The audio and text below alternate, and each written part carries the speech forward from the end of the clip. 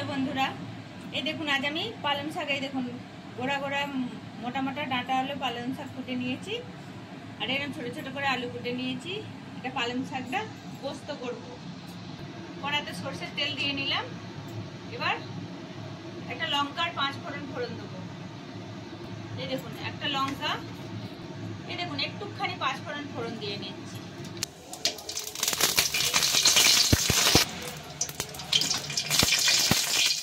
দেখুন বন্ধুরা, লঙ্কা 5 ফোড়নটা ভাজা হয়ে গেছে। এবার আমি আলুগুলো দিয়ে দিচ্ছি। এবার আলুগুলো একটু লাল লাল করে ভেজে নেবো। এই দেখুন বন্ধুরা, আলুটা আমার ভাজা হয়ে গেছে। এবার আমি পালং শাকটা দিয়ে নিচ্ছি, হালকা নেড়ে নেবো।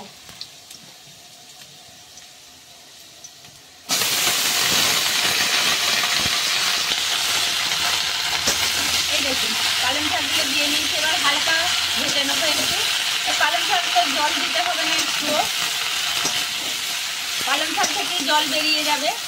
আমার পোস্তটা 1 ফোঁটা জল দিতে হবে না, দেখবেন এমনি সেদ্ধ হয়ে যাবে। এই দেখুন বন্ধুরা, শাক থেকে জল বেরোচ্ছে। আমি কিন্তু নুন দিইনি এখনো।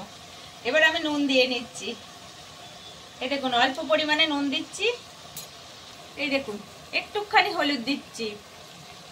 এই দেখুন সামান্য লঙ্কা গুঁড়ো দিয়ে নিচ্ছি। এতে কত জল বেরোচ্ছে। আর আমি এতে জলই দেবো না, 1 ফোঁটা জল দেবো না। এবার আমি চাপা দিয়ে দেবো। এটা সেদ্ধ হোক, ততক্ষণ আমি মশলাটা বেটে নেব। মিনিট 5 জন্য চাপা দিয়ে দিচ্ছি। এই দেখুন বন্ধুরা, এতটা পরিমাণ পোস্ত দিচ্ছি, আর একটুখানি পোস্ত দিয়ে নিচ্ছি।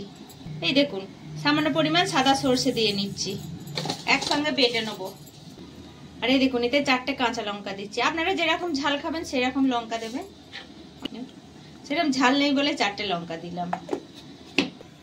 এই দেখুন বন্ধুরা, আমি ঢাকাটা খুলে নিলাম। দেখছেন কত জল বেরিয়েছে। এটাই দেখুন সেদ্ধও হয়ে গেছে খুব সুন্দর। এবার আমি পোস্তটা দিয়ে নেব। এই দেখুন আলুও খুব সুন্দর সেদ্ধ হয়ে গেছে। এই দেখুন সরষে পোস্তটা এবার দিয়ে নিচ্ছি আমি।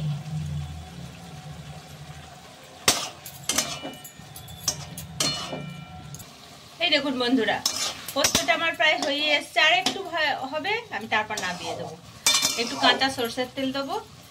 এই দেখুন একটু কাঁচা সরষের তেল দিয়ে নিচ্ছি, দিয়ে এবার এটাকে আমি নামিয়ে দেবো নেড়ে নিয়ে।